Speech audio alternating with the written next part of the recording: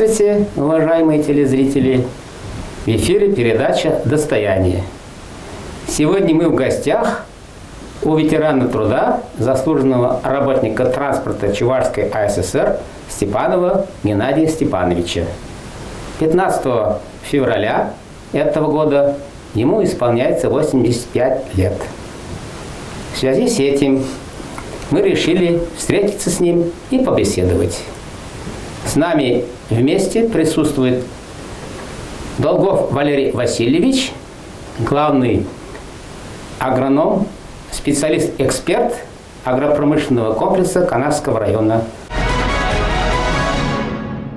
Ветеран прошел большой жизненный путь, принимал активное участие в общественной жизни, избирался депутатом городского совета народных депутатов, членом Канарского горкома КПСС, кандидатом в члены Чувашского обкома Компартии Советского Союза.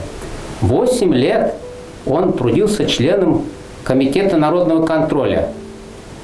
За достигнутые успехи и многолетний труд Геннадий Степанович награжден орденом «Знак почета», медалями за доблестный труд по знаменованию столетия со дня рождения Владимира Ильича Ленина, ветеран труда, награжден почетными грамотами Президиума Верховного Совета Чувашской АССР, коллегии Министерства и Президиума ЦК профсоюза работников автомобильного транспорта и шоссейных дорог, благодарственным письмом Оргкомитета Олимпийских игр 1980 года в городе Москве за оказанную помощь в подготовке и проведении игр 22-й Олимпиады. Геннадий Степанович родился в деревне Ближней Сормы Канарского района в крестьянской семье. Хотел бы, Геннадий Степанович, рассказать, кем были ваши родители, чем занимались, каким было ваше детство, где вы учились? Отец работал до войны председателем сельсовета. Мать колхозница, в колхозе работала. Отец после 1942 году, в 1942 году его забрали защищать Родину. Он воевал под Москвой Ельне. Потом в 1942 году поранили, лежал в госпитале, комиссовали, приехал домой. После этого его выбрали председателем колхоза, бригадиром. 5 лет работал председателем колхоза, потом перевыбрали, он пошел работать лесником. Лесником работал, объездчиком работал 18 лет. В детстве мы что, трудно было во время войны, кушать нечем было. И помогали в хозяйстве дома, коров пошли, бегали, на колхоз ходил, работал, помогал колхозам, картошку копал. Ну, вот так и детство прошел. А в семье было много детей? Нас 7 человек. Я второй, старшая сестра, мальчик один был. Остальные моложе меня после войны родились. После окончания Ближнесорминской 7-летней школы вы поехали в Москву. Сколько тогда вам было лет? Ведь не так уж просто молодому сельскому юноше покорять столицу. Как вас встретила столица? Где вы стали работать? В 1952 году я после окончания 7 классов поступил в Казанскую среднюю школу. Я там слышал, что приехали с Москвы собирать людей работать в Москву. Я услышал, пошел в райком партии, записался и в школу бросил и никому не говорил. Тот правки сказали, через неделю отправляю. Тот правки 2 дня остался, я сказал родителям. И они согласились. Приехали, записали, приняли, поехали в Москву. Приехали в Москву, расположились нас в гостинице в Павловском районе. Потом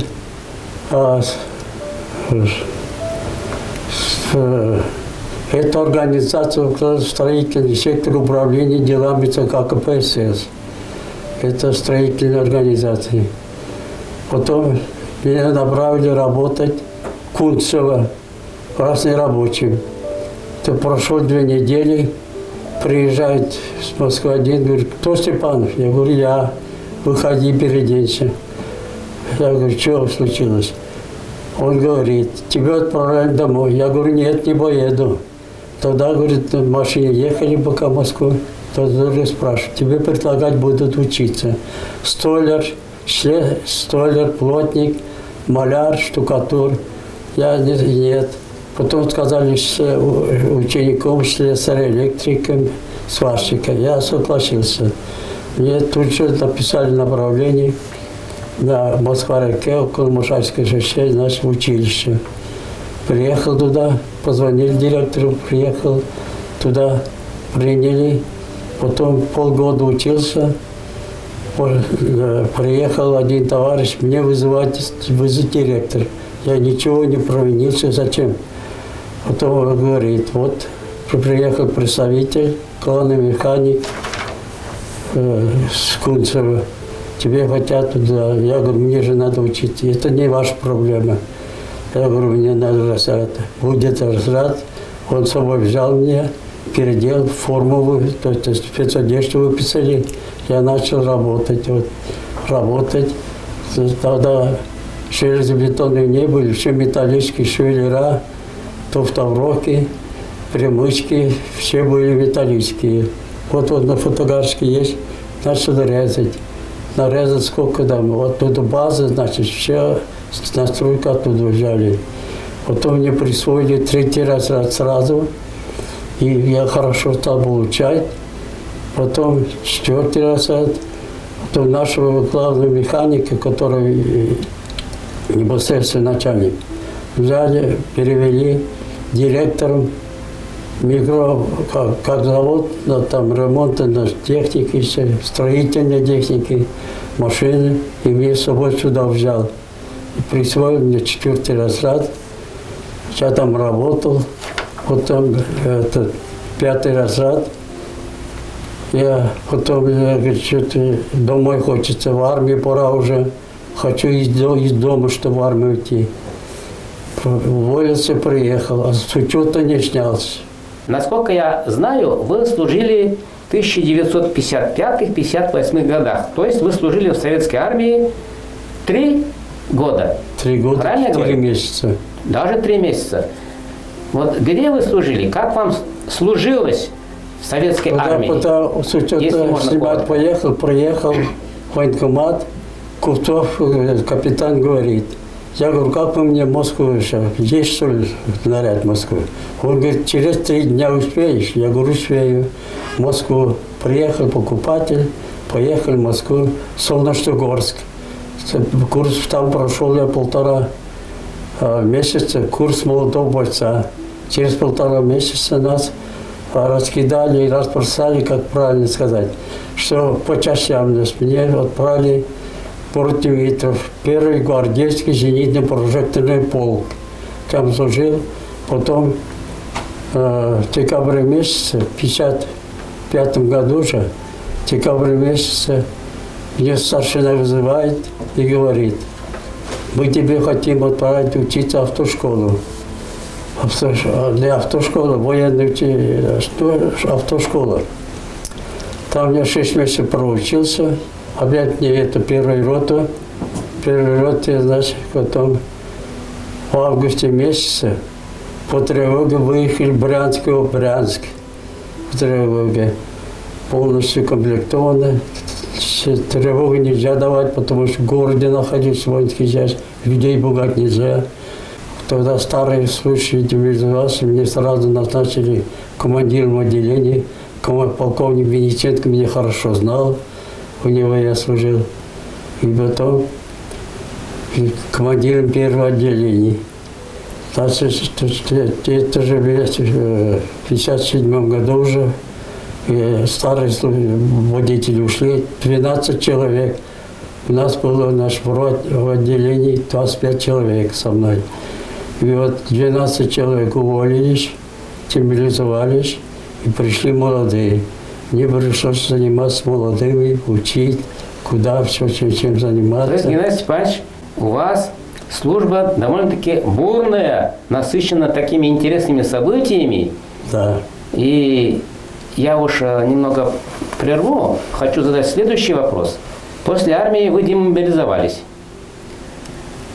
В каком году демобилизовались? В 58-м. В 1958 году. После демобилизации на каких предприятиях вам пришлось трудиться? Вы, очевидно, вернулись в Канашский район. Да, приехал с армии, через неделю пошел в военкомат на учет, ехал куда Канаш, в автобусе шофера спрашивает. Он увидел мне эмблемы шоферской, говорит, ты шофер? Я говорю, да. Какой класс? Второй. Он говорит, у нас ПТП, говорит, принимает. Я сразу в военкомат пошел в ПТП, встретился там, у меня там работал кум, в Москве еще вместе работали. Пригласил Лапшин Александр Григорьевич, начальник колонны. И говорит, давай все, напиши заявление, через неделю мы набираемся. Нас оказался 19 человек. При все 19, она была принимать только 8 человек. И это значит, надо было и экзамен сдали правила движений. На вождении сразу в контора, я сел за рулем. Приехал километр, все нормально. Некоторые, видимо, на колодке стояли, не ездили. Они сразу, нас 8 человек взяли. Пошел работать. Дали пасе, тогда автобусов мало совсем было. Крузадакси, все крузадакси, много было, автобусов мало. 3 автобуса отправили к Абремонду Иванова, оттуда сразу получили. И приехали, мне автобус дали. По 651, маленький автобус. Проработал я на этом автобусе до 60-го года. В 60-м году прибыли 2 автобуса, жили большие. Вот мне новый автобус дали. На этом автобусе я проработал до капитального ремонта. После этого мне дали ПАЗ-672. На это тоже работал. Пришел первый турист, мягкий автобус. Мне дали. Поэтому я уже на этом автобусе открывал маршруты. Канаш-Ульяновск, Канаш-Тольятти, Канаш-Сыстрань, Канаш-Корки. Значит, в вашей жизни встречалось очень много хороших людей. Насколько мне известно, вы еще работали главным инженером пассажирского автотранспортного предприятия. К сожалению, сегодня это предприятие у нас не стало. Он канул в лету. И еще вы руководили предприятием материально-технического снабжения «Агроснаба Колос». А вот чем занимались вы на этом предприятии, Колосе? Начал работать с нуля. Ничего не знаю, ни бухгалтера нет, ни товарища нет, ничего нет. Беру, а пока полос товарищ, сразу полетел в Ростов. Там мне друзья были, потому что Николай Архипович говорит, в районе очень плохое положение, транспорт стоит, скоро уборка. Я приехал туда, просто с друзьям. Я говорю, так и так. Они говорят, мы тебе 10 штук сразу можем сделать, надо старые. Я туда приезжаю, в Чемперчан колхоза, и звоню, немедленно привезите старые двигатели в комплекте. Вот потом Горелов поработал, он туда часто ездили, он знает, я его направляю. Транспортную машину взял, привез, все, и потом пошло.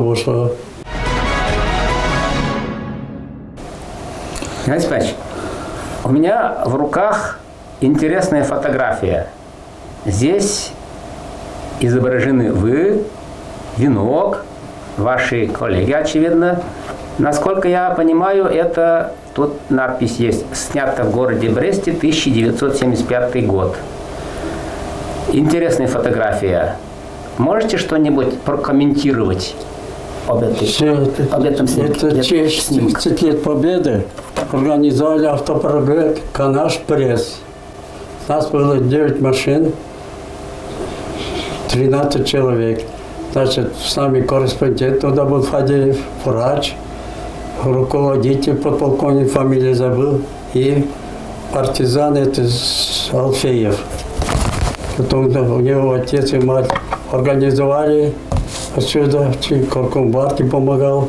Все, в основном Фролов Алексей таким занимался. По пути Брест-Канаш заезжали в памятные места, где война прошла. Заезжали в деревни, где свои Кочманские вышли. Потом по пути заехали в Хатынь, приехали в Брест, устроились. Потом другой день нам экскурсовод дали, приехали в Брестскую крепость, посложили венок. Там зашли, там 3 дня жили, где зашли в Вечный огонь, пришли в Канаш. 9 мая, 10 часов, приехали мы на площади, зашли в Вечный огонь. Тут много водителей, все они из Канаша. Я знаю, что канарские водители принимали участие на 22-й Олимпиаде в Москве. И вот у меня еще тут есть такая маленькая бумажка, она довольно-таки пожелтела. Свидетельство выдано водителю Степанову Геннадию Степановичу в том, что он с 19 мая 1980 года по 30 мая этого же года прошел обучение по программе спецподготовки бригадиров автобусных бригад, начальников автоколонн и водителей, привлекаемых Минавтотранспортом РСФСР для обслуживания 22-х летних Олимпийских игр в 1980 году в Москву. Допущен к работе водителем-инструктором по обучению водителей, привлекаемых для обслуживания Олимпийских игр в Москве. Что вы можете сказать? Как вы оказались в Москве на знаменитых Олимпийских играх? Все эти Олимпийские игры помнят? Помнится, как Мишка взлетел, когда закрывалась Олимпиада? Когда позвонили, значит, Чебоксары, надо одного человека с Канаша, из Чебоксара, с Канаша одного человека отправить стажироваться, изучать маршруты. Не вызывает директор и говорит: ты поедешь в Москву. Туристов надо было встречать, разных народных график делали, мы знали уже, откуда приедут, какой вокзал надо, какой аэропорт, какой машину посылать. Номера дали нам олимпийские, наши номера мы сняли, письмами поехали, чтобы не знали, откуда машина приехала. Потом уже начали работать, графики делали, все изучили аэропорта, все, куда вокзалы. Каждый автобус знал свой маршрут, каждый водитель. Их было 16 человек, автобусов 9. Выходные давали, подменные давали, все. Все вот этот целый месяц мы курсили, постоянно занимали 15 баллов. За нами закреплен наш Пролетарский район ГАИ, там же рядом стоянкой. Каждое утро приходил докладывать, какие нарушили наш автобус. Номер автобуса он знал, и все. А у нас ни разу маленький замечание не был, хотя некоторые водители первый раз в Москву поехали. Хорошо. То есть в основном вы занимались перевозкой туристов к месту соревнований, гостиницам, наверное, да? Так, и также перевозкой спортсменов не занимались? Нет. Спортсменов вы не перевозили. То есть вы обслуживали туристов на своем автотранспорте. Да. То есть вы работали хорошо, имели благодарности и без замечаний. Это большая заслуга ваша, да, в том числе и как руководителя. Спасибо. Еще есть одна интересная фотография. На этой фотографии есть знаменитое лицо нашего космонавта Андриана Григорьевича Николаева. В вашем архиве это фото сохранилось. Нельзя ли прокомментировать, при каких обстоятельствах вы встретились с нашим космонавтом Андрианом Григорьевичем Николаевым? Я в то время был кандидат в член обкома. Каждый раз ездили мы то там пленум, то актив, то совещание, все ездили. Он все время в каждое мероприятие присутствовал. Потом сказали фотографироваться. Это Да, вот председатель колхоза Квардец Николай Никитин. Там многие эти все. Вот он встал, и меня тоже позвали, вставай. Вот это, вот в Чебоксарах, это в обкоме партии фотографировались. Хотелось бы узнать, когда вы образовали семейный очаг, где сейчас трудятся ваши дети, наверное, и внуки подросли? В 1961 году я женился. Алевтина Варфоломеевна, в соседней деревне, она работала продавщицей там.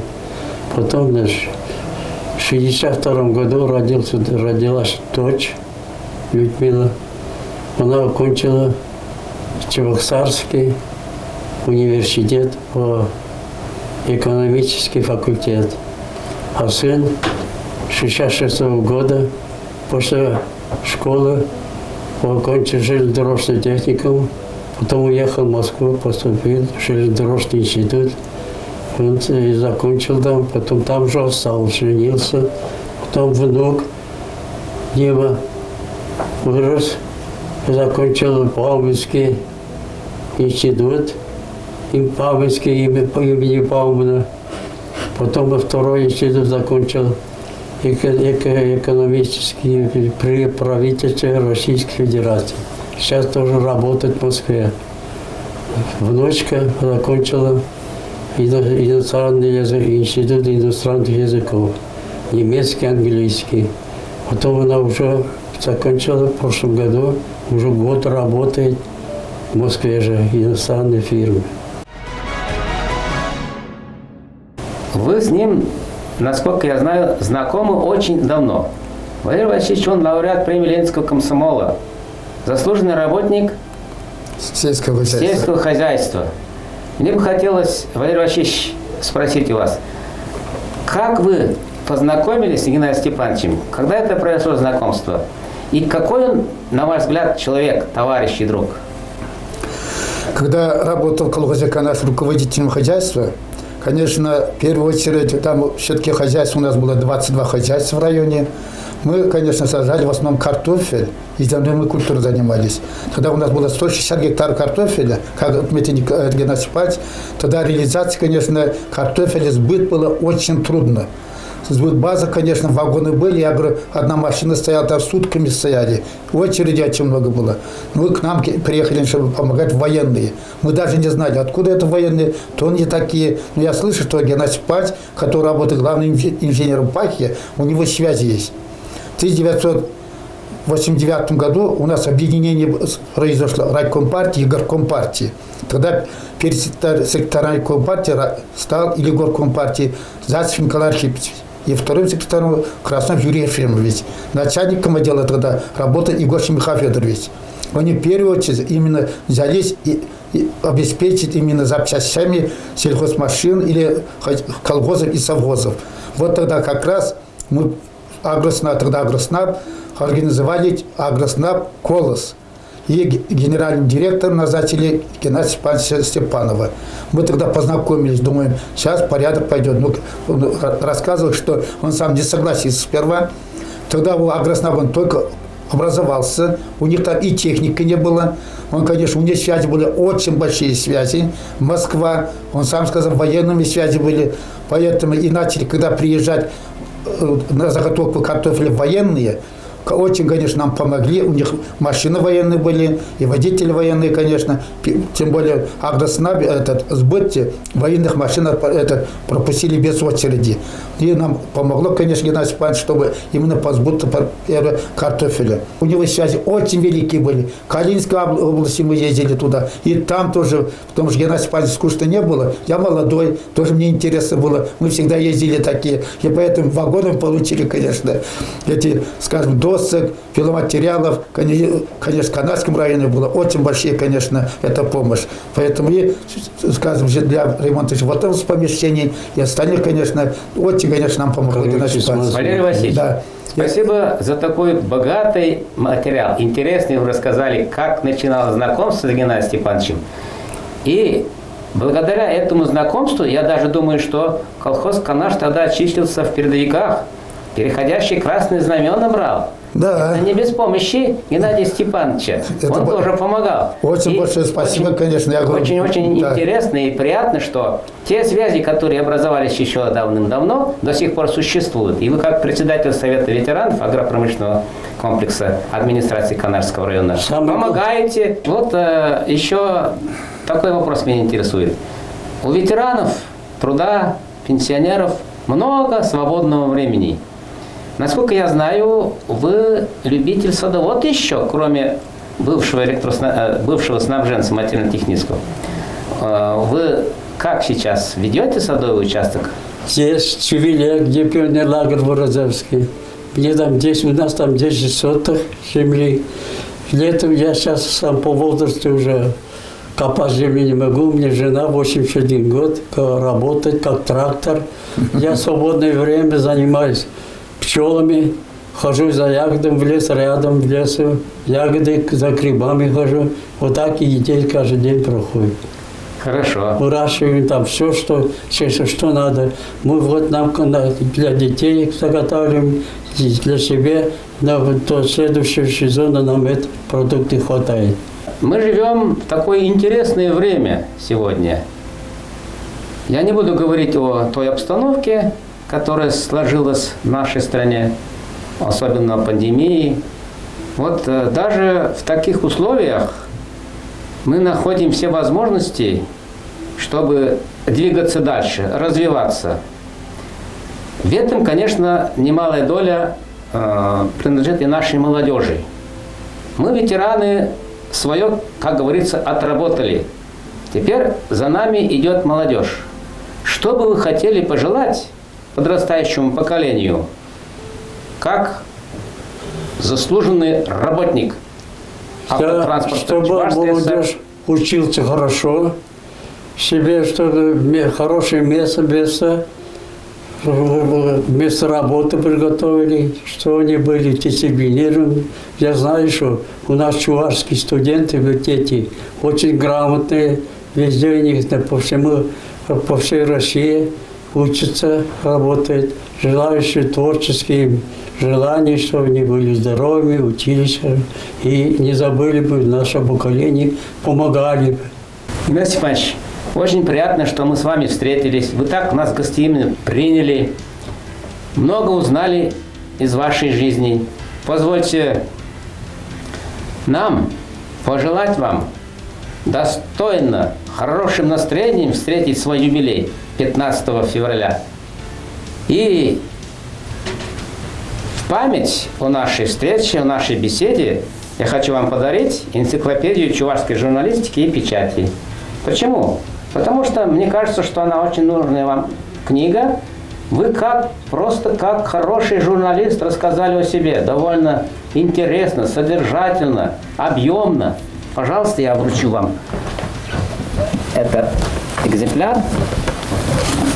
Спасибо за рассказ, за беседу.